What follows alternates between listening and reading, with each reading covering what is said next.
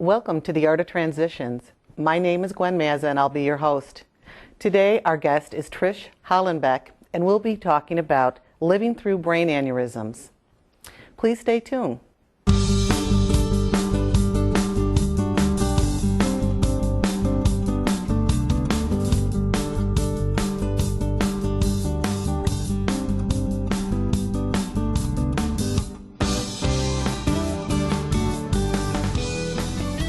Welcome back to the Art of Transition. My name is Gwen Mazza, and our guest today is Trish Hollenbeck. Thank you for coming today. Thank you for having me. This is actually quite an honor to have you, first and foremost. It's nice to be with you again. For our viewing audience, Trish and I actually go back quite a ways. We actually went to high school together. We happened to cross each other's paths, and during our adventure of crossing one another's path again, I learned that Tricia had gone through a very serious experience of having a brain aneurysm. And I asked her to come be with us as our guest on the show today so that we could share with our viewing audience more information about brain aneurysms, how they are created, how to treat them, and just simply what her experience was like living through that process. So thank you, truly. Thank you for coming in today. Trish, we've been together a long, long time. And how long ago did that experience happen for you? October 11th of last year. And so about a year ago you sat, where were you sitting when you started to have symptoms? And I was at my desk at work. I had just gotten to work. It was around 7 a.m. And I was going through my day's paperwork and I got a piercing headache, like an ice cream brain freeze, basically. And I just sat there and thought, this doesn't seem quite right. And my friend had walked in and said, "You don't look good. Are you all right?" And I'm like, "No, I have a funny headache, but I'll be okay."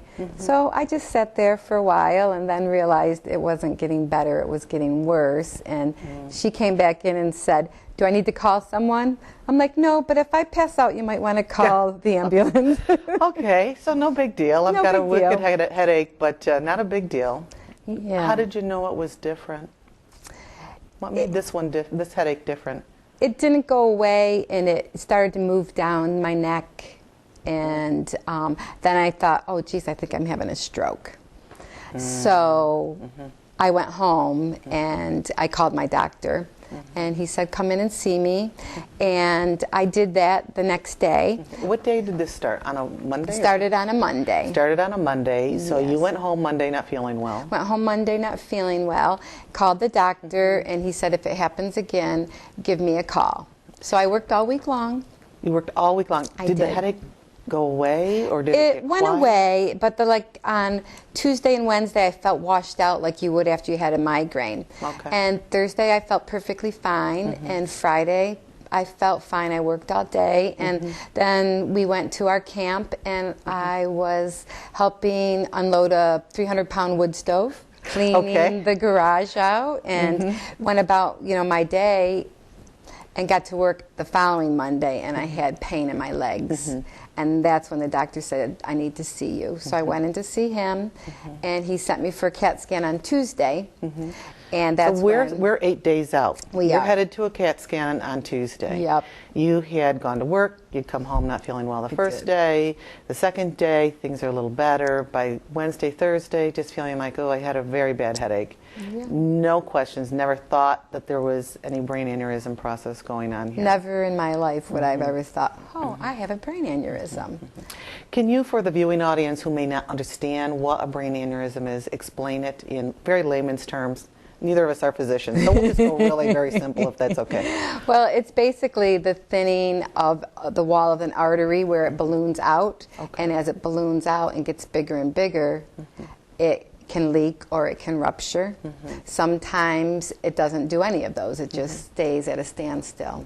So are you saying that there's a lot of folks there's folks who might have aneurysms that never even know they have them? 1 in 50 people are walking around with a brain aneurysm. There are, some people will never ever know that they have one. Others will not know ever, but their families will because the outcome wasn't so happy. There's several like myself that will have an aneurysm and survive it. There's only a few that are as lucky as I am that survive it with very few side effects. So let's talk about how you survived that, which is going back to the CAT scan. Yeah. So on Tuesday the following week. I worked all day long. Okay. I drove myself to my CAT scan, Okay. thinking, you know, Here I go. Here I go. And I had my CAT scan, and generally when you have a procedure, they never tell you anything. Well, they came to me, several people standing over me, and are like, have you fallen? Have you hit in your head? No, no. A list of questions? A list of questions, and they're like, well, we hate to be the bearer of bad news, but we're calling for a wheelchair and taking you to the emergency room. You have fluid on your brain. Are you sure you haven't fallen? Okay. No, I'm sure. So you were probably very confused. By at the then moment. I was, and I still wasn't thinking it was any, you know, I never occurred it was a brain aneurysm. They never mentioned the word aneurysm. They just said fluid. So I sat in the... Did you have a headache again on Tuesday? No.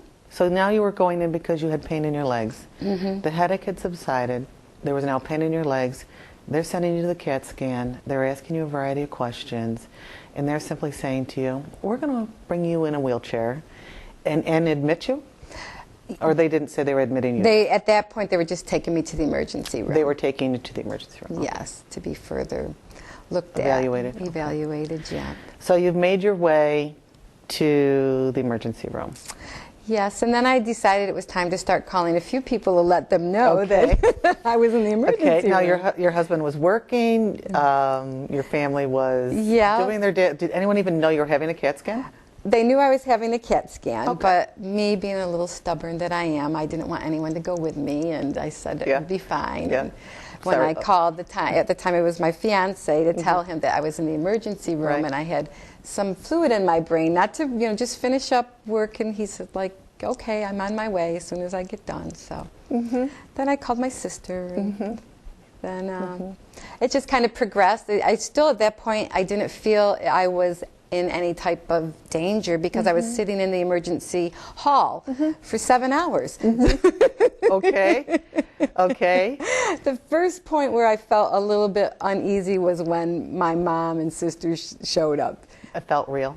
Then it felt real, like, wow, my mom came out in the dark. Something must be really wrong. So then she actually got the ball rolling and asked, you know, could someone else take a look at it? And that's when they decided to do another CAT scan with the dye so they could get a better picture. And that's when I found out I had a brain aneurysm. And at that point, they were transferring me from general to strong in a life support ambulance. And from there... Did it feel much bigger at that moment? At that point, it felt a little scary. A little scary. A little scary, but I still didn't think that. Like this little or this little? No. Littler? Maybe like this That little. okay. But because I don't like to upset anybody, and my main focus was worrying about everybody else that was around me, so I just kept smiling and saying it was fine. And actually, because I did do that, I'm here today to talk about it. I really believe that. So being able to stay calm and quiet to a level really assisted you in staying well, or helping you maintain so that you could go through what you needed to face. Because the ambulance ride was just the next part. Yes. The next part. Take us to the next place. Well, when I got to Strong, and they then told us that I had a brain aneurysm and that it had been leaking, and that was what the piercing headache was, and that the following week, as my legs began to hurt more and more, was the fluid working its way. Working its way down. Yes, yes. So they were going to do an angiogram where they go in through your artery in your groin up to my brain, and that if it was in a spot where they could coil it, they would do it, take care of it then. But me going for the gusto, it wasn't in a spot that they could take care of it. So I had, the next morning I was scheduled for brain surgery, so I had a craniotomy, and during the operation my aneurysm ruptured. And that is when things became, well, for me not so scary, but for my family, the people that waited 10.5 hours to hear that they weren't sure what the outcome was going to be. Most likely they had prepared them for, on the best part of it would be that I would probably be a stroke victim, and that with hard work and rehabilitation, I would get back, you know, some of my functions. So as you were being prepared, and did the aneurysm rupture right during the surgery, just right before the surgery? During the surgery, when they were in there trying to get to it to clip it. To clip it, Yeah. right then and there it erupted. Yeah. Okay. And then you only have a matter of seconds to clip it off before the major damages start. And at that point, you don't know, they didn't know what damage was done. What kind of conversation did you and your family have prior to the surgery? I can imagine it was probably quite thoughtful in many ways. Well, yes and no. It never occurred to me to talk about what happens if I didn't survive. So you weren't in that mindset at all? I wasn't in that mindset, and I know that they were thinking, "Oh no." You So know, they what may if? have been They in may that. have been, but I was the one that was reassuring everyone that it was going to be okay. That, you know, I had too much left to do. I have 3 children that I need to see get married. I need to see grandbabies, and I have a wonderful man in my life that I've been with for almost 9 years, and I needed to, you know, be there for him. And spend a little bit more time. Spend a little bit more time. And the only time it felt where I asked for any sort of help was as they were wheeling me into the operating room, and I got in there, and my daddy passed away like 9 years ago. And I said, "Daddy, I love you, I miss you, but I am not ready to come see you, so please." Yes. And I think my dad said, "We aren't ready for you either," I because think my you're mom right. had the same conversation, she said afterwards. Did she really? Exactly. Did she really?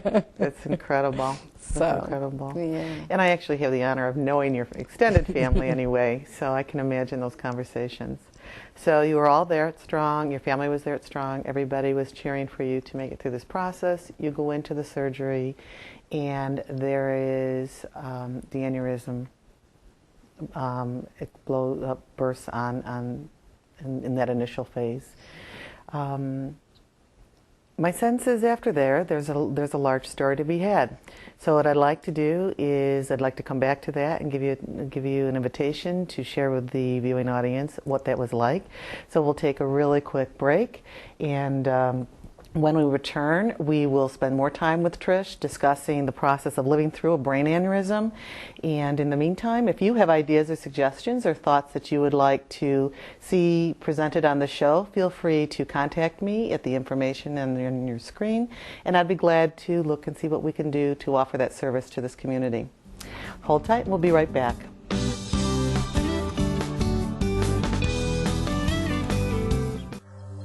You say you'd give your right arm to be there for your family? Here's your chance to prove it. Have your blood pressure checked and control it to lower your risk of heart attack and stroke. Nice.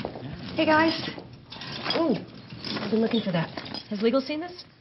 Yeah. Cheryl, what happened to your, Oh, yeah, I know. If it gets any worse, I'll have it checked out. worse? How could it get worse? Yeah, maybe we should call somebody? I'm fine. You wouldn't ignore this, so why ignore the signs of a stroke? At the first warning signs, call 911 immediately, because time lost is brain lost.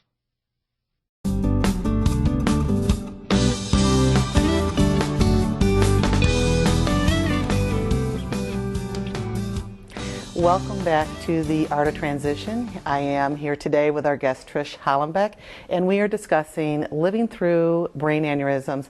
Trish is a wonderful friend of mine and has offered to come be with us today. You have been kind to share us the beginning part of coming up in your experience of the brain aneurysm, and we're joining you now as you were in the middle of your surgery, and how you began to recover from that, what they were able to do, and the message again that was given to your family. So wherever you'd like to pick that up. Well, after the surgery, like I said, it was 10.5 hours, and my family was left in the waiting room wondering. And I remember, which the doctors say is incredible, them tapping me and saying, Trish, Trish, you can wake up now. And I'm like, am I waking up dead or alive? Oh. And they said, you're waking up alive. That's a very good day. And I said, okay, I'll open my eyes. And they said, she's going to be just fine. And my recovery was very, very quick. From the day of my surgery to the day I came home was 7 days. 7 days 7 from days. surgery home. Yes. As you and I talked a little bit earlier in the show, the physicians and the medical staff had shared with your family that they weren't sure what the recovery would look like because the aneurysm had burst in the operating room. What kind of things typically can happen for folks if they aren't as successful as you are, quite honestly? The biggest thing that they worry about is when there is a bleed is a stroke. Okay. And losing your functions, you know, on your whatever side that it's on. Your speech is affected. Is affected. My aneurysm was on the side of the brain that controls your emotion, your thinking process, your personality. So they weren't sure I was going to be that when I did wake up, and if I did wake up, if I was going to be Trish. So. That is amazing. I mean, to be with you now, and as you and I shared the story together over this past summer, it's amazing to be with you, to see all the things that you have experienced, and not only you, in your family. Lots of changes, I'm sure, because what happens with life's transitions is they offer you an opportunity to come to a place where something needs to end, and life as you knew it was ending. There was a major life change. There typically is a process in the middle that is a time of confusion. Transition is usually a 3-step process. And then finally, a new beginning is the final stage of transitions. So is this time after the surgery a time of confusion, or was there a time of confusion prior to the surgery? Where would you say that space took place in this process for you? I think probably the 4 months that I was home before I returned to work gave me a lot of time to reflect. Okay, so you were out for 4 months I was out following for 4 post-surgery. months. Okay. I was, and I returned to work part-time in February, and I believe that it's made me slow down a little bit. I reprioritize. In April, I got married. Congratulations Thank you. yet again. Thank you. Yes. Very yes, nice. It was a long time coming, and Was that part of this the decision? transition of it was time to stop being selfish and marry the most wonderful man in the world. So that I did, and now I'm struggling with letting go of the work a little bit. The world of work. The world of work. Yes. So that has transitioned to you for yourself as well. How much you work, or the way in which you work. You're actually a manager in the food industry, and that's lots of hours, lots of time, lots of energy, lots of focus. I also know you're an exceptional cook, and that's also, you know, doing those kind of catering kind of things can be very demanding. The process of the medical experience has caused you to pause. And how do you want to also reorder your life in terms of what would you really like your world of work to look like? I think at this stage of the game, we aren't getting any younger. Please, don't tell some of us anyway in our minds. It's time to slow down a little bit and get ready to enjoy the grandbabies that are going to come someday, and life, and the time with my husband. Well, it's interesting when we look at the statistics and we look at the information associated with aneurysms. Most aneurysms come between the ages of 30 and 60. Okay, so that's really in that middle part of our lives. It is. And yours came at 47. 47. So you were pretty much right there in that middle, I was. and causing you to say, it's time for me to reassess. I'm going to marry this gentleman that I've been with for many, many years. I'm going to spend a little bit more time with these kids. How old are your kids now? 27, 24, and soon to be 19. Wow, wow. Very fast it goes, doesn't it? It sure does. It really does. It sure does. How does it? How did the process impact your relationship with your children? What do you see differently with your relationships? Well, as I was laying there waiting to get rolled into the operating room, and it really was kind of a heartwarming feeling when you have your children looking down on you, trying to be brave, and mom trying to be brave back at them. But it was like things had come full circle, that we were a family, and that they were there in my corner rooting for me. And we talk about a lot of things now. So it opened great doors of communication. Open a lot of communication. And it's put us all in a special spot. So open doors of communication with your children, open doors of commitment in a relationship that was very precious, open doors of loving your work and yet actually setting limits in a different way. Would that be about right? That would be exactly right. And mom and your sisters, what happened as a result of this process with those ladies in your life? And my brother. And your brother, yes, I forgot about your brother. Oh my, sorry. Oh, well, it made my sisters, 2 of them, quit smoking. Did they really? It did. Because I was the atypical one to have a brain aneurysm. I didn't smoke, I didn't drink. I lived a very healthy lifestyle. And they did not. And it was a wake-up call that, wow, if it could happen to me. So it's made them be healthier in their lives. So that's a good thing. Can we take just a quick break and we'll show our viewing audience some of the symptoms and some of the risk factors involved. And the risk factors involved that you and I have come up with from some of the websites that you have tapped into include smoking, hypertension, we're looking at infections. I'm not going to go through all of them because they are on the screen.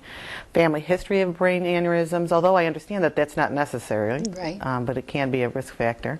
And then inherited disorders, and then some of the research is stating that some of the factors that may actually contribute to the rupture of the brain aneurysm is smoking and hypertension, and you had neither. No. You had neither. So because you may not have this, it doesn't give you a green light, but you may still end up with a brain aneurysm. Then there were some statistics that I want to just pop over with you if that's okay. And some of the things we were looking at, as you had said, 1 in 50 people actually have a brain aneurysm, and they may or may not even ever know it.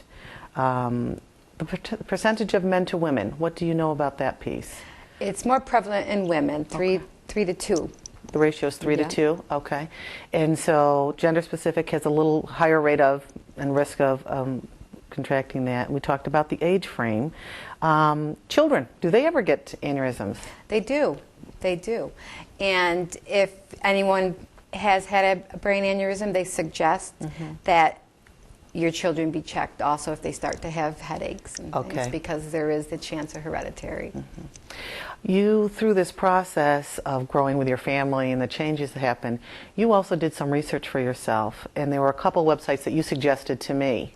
And I would like our viewing audience to have an opportunity, if they have any questions, to access these 2 websites, as well as knowing that I think you said there were a lot of links that they could connect with as well. One of the websites you liked was the Brain Aneurysm Foundation, which is found at www.bafound.org, www.bafound.org. And also we've supplied the phone number for folks if they would like to connect with that group as well. The second area that you folks, you had mentioned, you liked the Brain Talk community, and you found a lot of information on that. I did, and made a lot of friends on there. And it was, unfortunately, I didn't find that until January. Oh, okay. And when I found it, it was just nice to know that there was people out there that had the same questions that I did. And unfortunately, at the time, there was nothing in Rochester. You left the hospital knowing you had a brain aneurysm and that you were up and walking, but that was it. Right. So. Right. And there's a lot afterwards. There is a lot afterwards. Those 4 months afterwards when you were very contemplative. life really started to change and you reassessed. Because of that, I also know that you had shared with me that you and another woman have decided to start a support group. We have. You have. We have.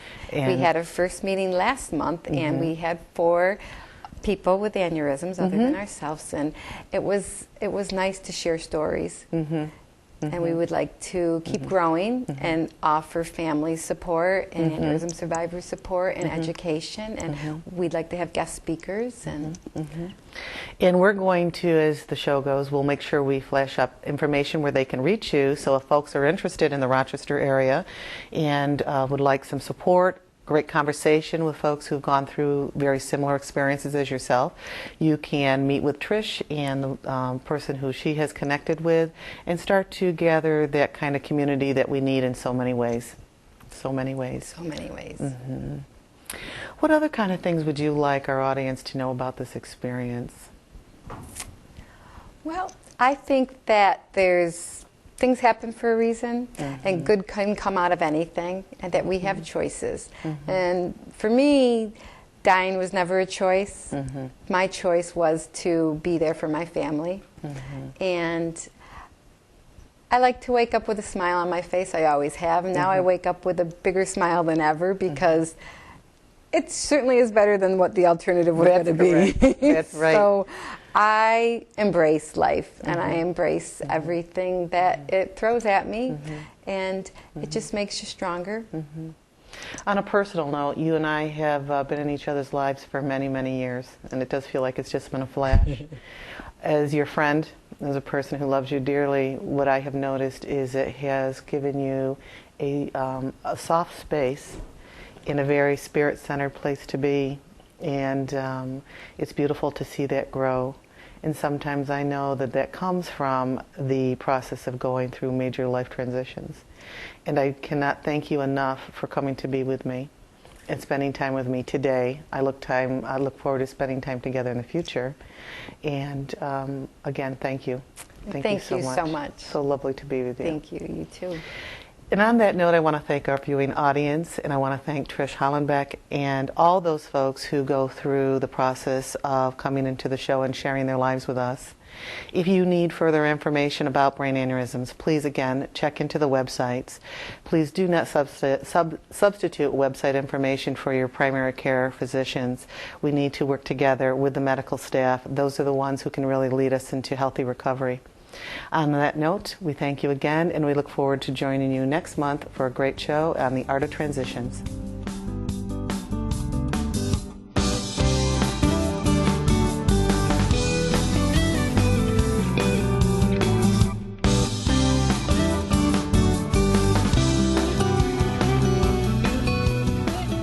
This program was produced through Penfield Community Television in Penfield, New York.